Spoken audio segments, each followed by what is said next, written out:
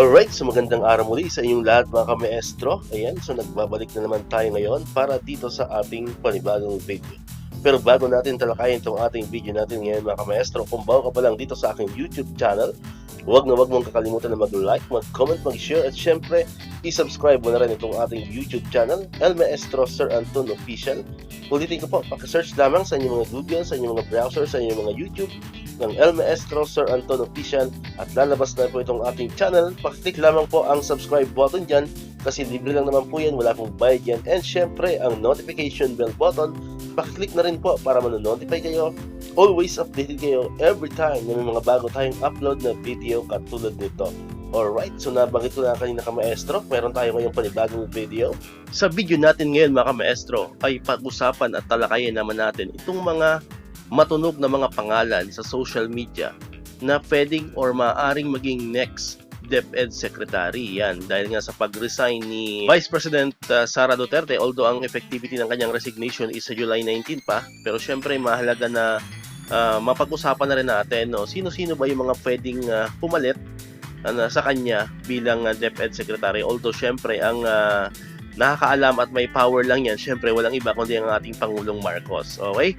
Pero sabi ng mga eksperto, ng mga political analyst, no, mas maganda raw bago dumating ang July 19 ay mayroon nang ma-appoint or mayroon nang mapusuan ang Pangulong Marcos na siyang magiging sunod na DepEd Secretary, no? Kasi nga ang DepEd ay isa sa pinakamahalagang departamento ng ating bansa, kaya hindi pwedeng mabakante ito ng matagal, no? So automatically dapat pag-alis ni VP Sara sa July 19, kailangan meron agad papalit, ano po? And syempre sa transition, sa pag-turnover ng mga documents, ng mga programs, mga projects ay maging smooth, ano po? Habang nandiyan pa si VP Sara, andiyan na yung bagong DepEd Secretary, ano, para hindi na sila mahirapan pa sa turnover. Okay? So pag-usapan natin ngayon yung mga matunog na pangalan. Ito lamang po ay based sa akin, ano po? Based lamang po ito kay El Maestro, hindi ko po sinasabing mayroon tayong pinagkunan nito na source. So ang source lang po natin dito is sa social media, sa YouTube, sa Facebook, kaya yung mga nakikita natin na binabanggit, no, most commonly mentioned name, no, sa social media na maaaring maging next DepEd Secretary. So conduct ko ng konting research lang, no, para lang magkaroon tayo ng idea mga ka-maestro kung sino-sino ba yung mga to, no, mga konting information lang, pinili lang natin yung mga mahalagang information sa kanila bawat personality na inilagay natin dito. Alright? So unahin natin ito, si Professor Clarita Carlos. Alam ko maraming nakakakilala dyan. Ano po? Alam ko sikat na to si Prof. Clarita Carlos. Ayan.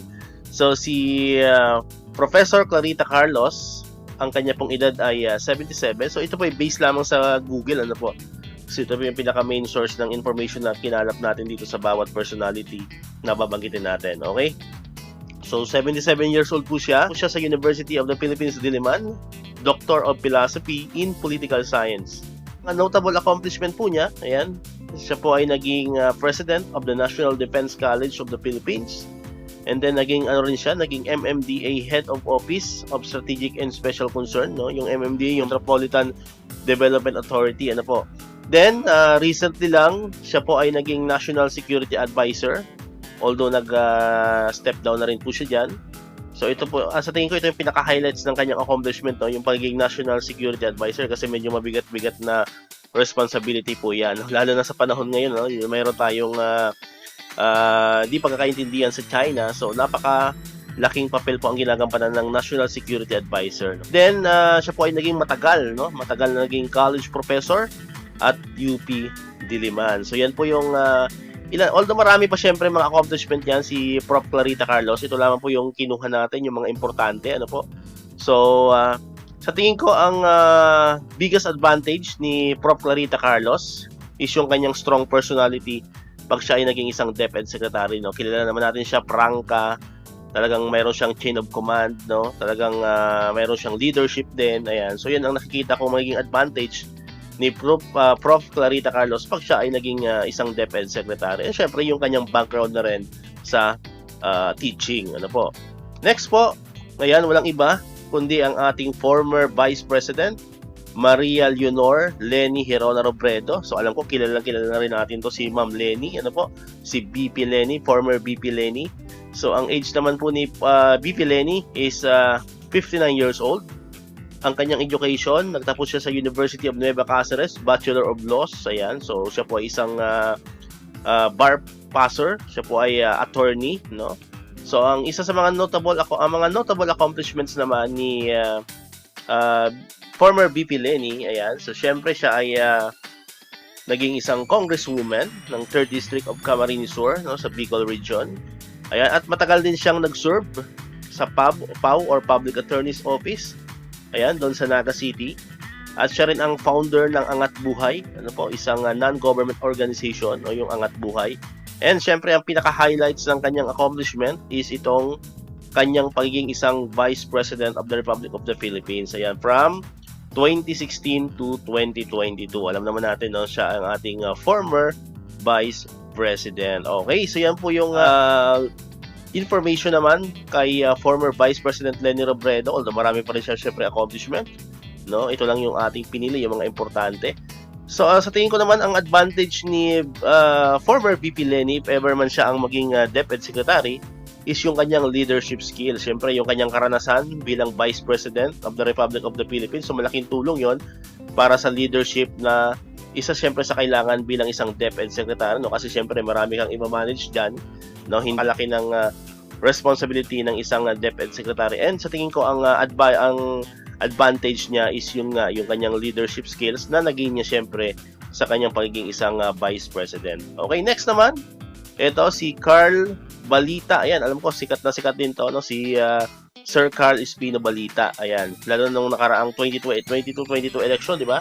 Siya ay tumakbo bilang isang senador sa lineup ni Isko Moreno, hindi ako nagkakamali. Ano po? So, si Carl Balita naman ay 54 years old.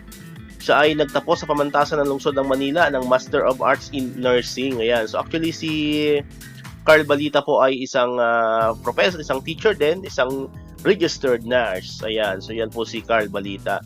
Ito naman po yung highlights of accomplishments niya. Ayan. So, siya ay naging faculty of the Graduate School in College of Nursing of PLM. So sa pamantasan ng lungsod ng Maynila, matagal siyang naging isang professor din sa Graduate School and College of Nursing. Ayan. And then syempre, naging chairman siya ng CAB or Carl Balita or Carl E. Balita Group of Companies. Ayan, so itong CAB Group of Companies, mga kamaestro, ang pangunahing ano yan is yung review centers. Ayan, so nagtatag sila ng maraming review centers all throughout the country. Kaya doon siya naging mas sumikat, no, si Carl Balita. Ayan, so marami sila mga review center na tinatag, nagkuha rin sila ng mga scholars, no, para sa review centers nila. Ayan, and siya rin ang President of Asian Academy of Applied Entrepreneurship. Ayan, so talaga may knowledge din siya sa entrepreneur, no. And then Carl Balita is also a writer, a producer, and a politician. So bakit nilagay ko yung politician? Kasi nga tumakbo siya last 2022 election, although natalo po siya sa pagka-senador. Okay, yan naman yung highlights ni Carl Balita. Sa tingin ko naman, ang maging advantage ni Carl Balita is yung kanyang review center, di ba? Alam naman natin sa DepEd, napakahalaga ng paggawa ng mga questionnaire, no, sa siya mismo sa bata, no, sa paggawa ng mga assessment, no, different assessment sa ating mga learners. So yan naman ang nakikita kong advantage ni Carl Balita. And syempre, hindi rin mawala yung kanyang background as faculty. Next naman is, ayan, walang iba ang ating First Lady Araneta Marcos. Ayan, matunog din ang pangalan niya, nababasa rin natin yan sa social media, ano po. Ayan, so si First Lady naman, ang kanyang edad is 64 years old. Ang kanyang education is, ayan, nagtapos siya sa Ateneo de Manila University ng Bachelor of Laws. Although nagpatuloy din siya ng kanyang pag-aaral sa New York University, hindi ko na nilagay dito, no? Sa kurso naman na Criminal Procedures. Ayan. Ilan sa kanyang mga notable accomplishment, ayan, naging lawyer siya sa New York City. Ayan, then naging professor siya ng College of Law in FEU. Marami siyang school na tinuruan din. Ayan. Unang-unang nagyan ang FEU, Far Eastern University, sa Northwestern University, pamantasan ng lungsod ng Maynila, St. Louis University, and Mariano Marcos State University. Ayan. And then syempre, ang pinaka-highlights dyan ng kanyang accomplishment is yung pagiging First Lady of the Republic of the Philippines. Syempre, dahil siya ang asawa ng ating Pangulong Marcos. Ayan, ito yung sa tingin kong pinaka-highlights, no, ng kanyang accomplishment. And syempre, sa kasalukuyan, siya rin ay part-time criminal law professor sa Western Visayas State University. Ayan naman po, no, ang information natin kay First Lady Lisa Araneta Marcos. Tingin ko naman ang advantage niya, if ever siya maging DepEd Secretary, is siyempre yung kanyang pagiging First Lady. Siyempre, malapit siya sa Presidente. No? Napakaganda no, na ang isang DepEd Secretary ay close to President. No? Kasi nga, siyempre, sa lahat ng mga projects, lahat ng mga programs, so mabilis sila magkakaunawaan. Okay? Ayan, susunod naman si Franz Lustina Castro or si Franz Castro. Alam ko, kilala rin natin to. No? Siya po yung isa sa mga active leader ng Alliance of Concerned Teachers. So si Ma'am Franz Castro naman ay 58 years old at nagtapos siya sa pamantasan ng lungsod ng Maynila, no? Sa kursong Master of Science in Mathematics Education. At ito naman yung mga accomplishment ni Ma'am Franz Castro. So siyempre siya isang guro, siya isang teacher, at siya isang active leader ng ACT o Alliance of Concerned Teacher. At naging presidente rin siya ng QC-PSTA, no? Isa sa pinaka-organized na teachers group, no? Yung Quezon City Public Schools Teacher Association, ano po, yung QC-PSTA. And syempre, ang pinaka-highlight ng accomplishment ni Ma'am Franz Castro sa tingin ko is itong pagiging member niya ng House of Representatives as party list representative po ng Alliance of Concerned Teachers.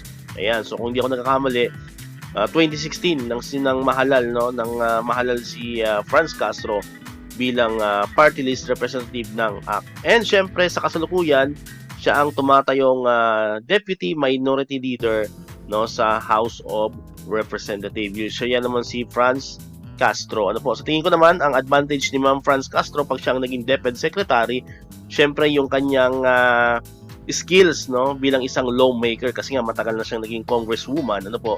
So mga gamit niya 'yon sa paggawa ng mga projects, ng mga programs, no, sa DepEd. And syempre yung kanyang, hindi natin naalisin yung experience niya rin bilang isang public school teachers or teacher. Ang pinakahuli naman natin ay si Sir Benjo Basas. Ayan, hindi ko nakuha yung wala ko nakuha ang information sa age ni Sir Benjo, no?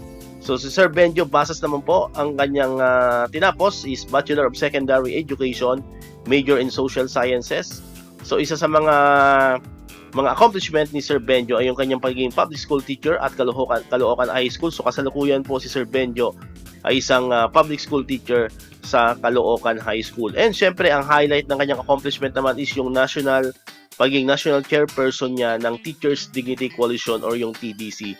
So kilala natin si Sir Benjo, no, sa paglalaban sa mga karapatan ng guro, no. Doon nakilala si Sir Benjo, ano.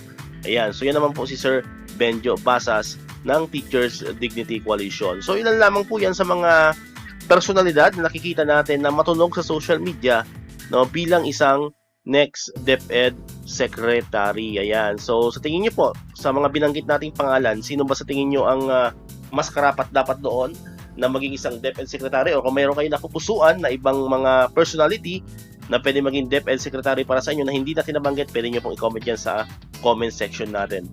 Okay? Pero para sa atin, sabi nga natin, kahit sino man ang maging isang DepEd Secretary in the future na i-appoint ng ating Pangulong Marcos, ang pinakamahalaga dyan is may puso sa mga guro at may puso para sa edukasyon ng Pilipinas. Okay? So dito ko natatapos itong ating video, mga kamestro. Kung di ka man nakapag-subscribe, subscribe ka na para ikaw yung unang makapanood ng mga videos na ina-upload natin katulad dito. And syempre, click mo na rin ang notification bell button para ma-notify ka, updated ka pag may mga bago tayong uploaded na videos. So muli, maraming salamat sa inyong panonood at pakikinig. Once again, El Maestro. See you on my next vlog. Bye-bye!